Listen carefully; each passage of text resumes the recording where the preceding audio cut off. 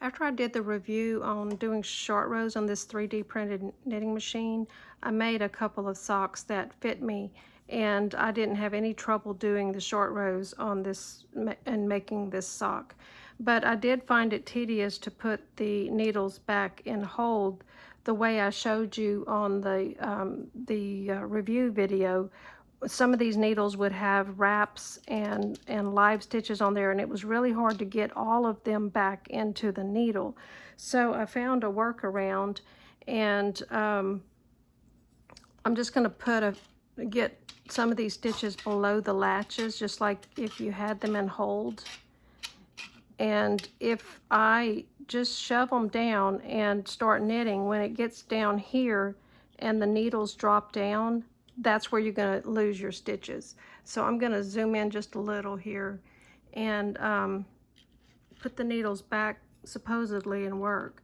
So all of my stitches now are below these latches, and they will drop off when they get over here. So I want to make sure that I know which needle is my last one. This is my last one. And I'm gonna run my finger along and make sure all those latches are open. And you can feel it if they're not. You can pull them up just slightly, but they're gonna go down anyway, so let me just pull on the work a little bit to get those latches to stay. So just make sure you know all the stitches that have that have fallen below that latch. And then you get a scrap piece of yarn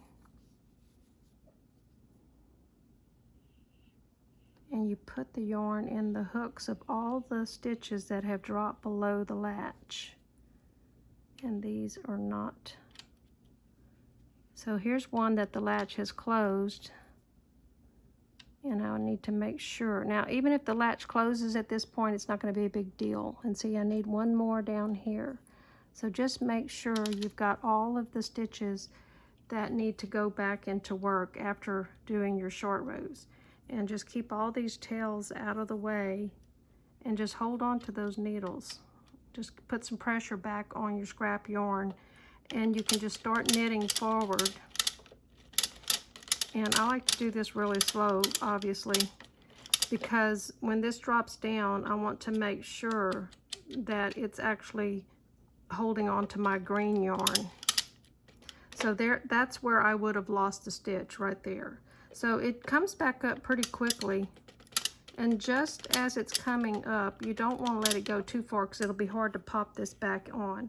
You just make sure you have weight on your knitting. You can even pull down if you need to, and just pull forward on that yarn and pop that stitch back into the hook of the needle. And I have tried it with stitches that have wraps on them, and I was able to get 2 wraps plus a live stitch back into the hook of the needle just by doing this.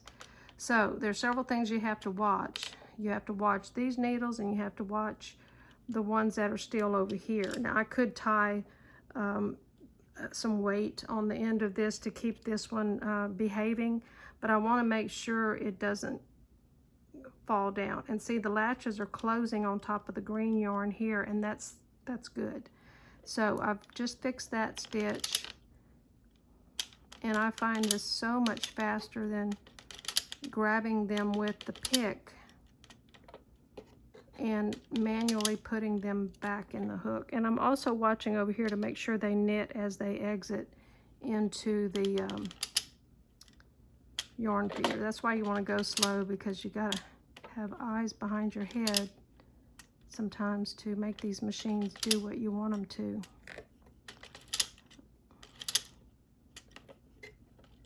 So I'm finding ways to use this machine, even though it doesn't have all the automatic features of the fancy machines. You can do pretty good projects with this machine. So now everything should be back working, and good to go.